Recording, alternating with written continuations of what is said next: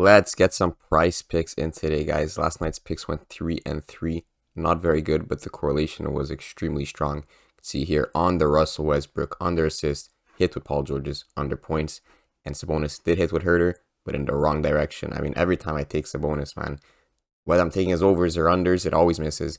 But anyways, unfortunate on that one. We'll get onto the board for today. I do like some NBA and some NBA first quarter, so we'll get into it with the first pick, and it's going to be Giannis paired with Brook Lopez. So I'm going to grab Giannis under 5 assists paired with Brook Lopez under, right here, Brook Lopez under 11.5 points.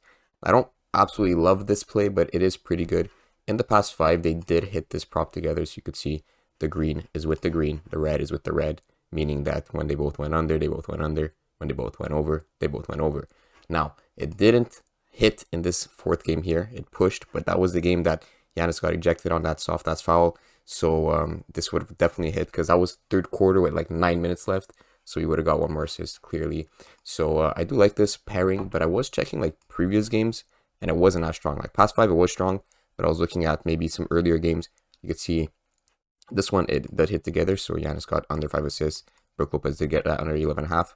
But here it didn't, right? Giannis got 3 assists. Brook Lopez still hit the over on the 11.5. Same here. And I believe, no, this is last season.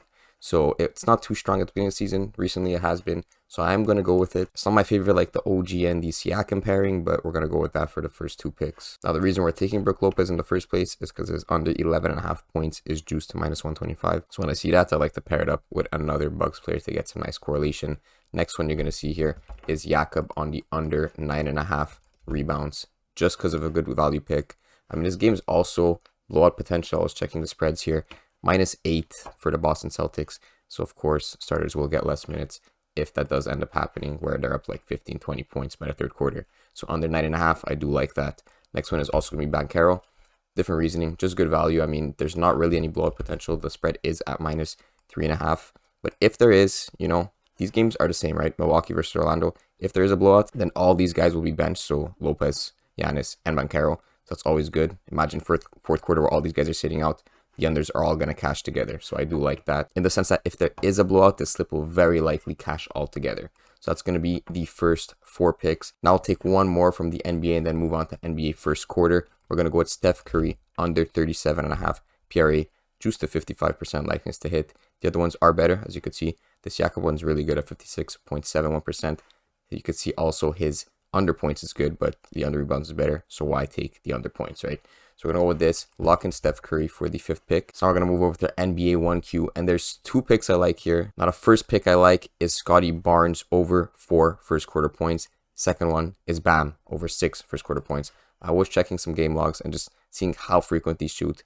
I'm not too concerned about how many points they actually got in these first quarters. I know it sounds counterintuitive, but how many field goals are they actually attempting? Because on an off shooting night, it's not going to hit, right? So Scotty Barnes, of course, he's taking threes, so that's a good sign. Bam is not taking threes. I mean, he did take this 1-3 in this first quarter in the Lakers game, but I'm looking at field goals attempted. So in terms of Bam, he's been attempting at least 4 field goals in the first quarter this whole season, and he's also getting to the line quite often here. It's the only game. These are the only 2 games that he did not get to the line, so that is a good sign to see. So if he does hit like 50% of 4, right, that's 4 points right there in the buckets, and if he could land 2 free throws out of 4, again, that's 6. So very good push potential on that. Scotty Barnes, also, I do like the fact that he takes threes. So if he does get 1 bucket plus a 3, it's more likely to cash and actually hit rather than push. So what I'm thinking is I would rather my prop hit than push, right? So I would rather the guy get over his 4 than just get exactly 4. And I do think the likeness is higher for Scotty Barnes because he does take threes. He does have the potential to just get 1 bucket, get a 3. If you want more of a push potential, I think Bam is the better play. I think he'll easily cash at least a 6 for the push.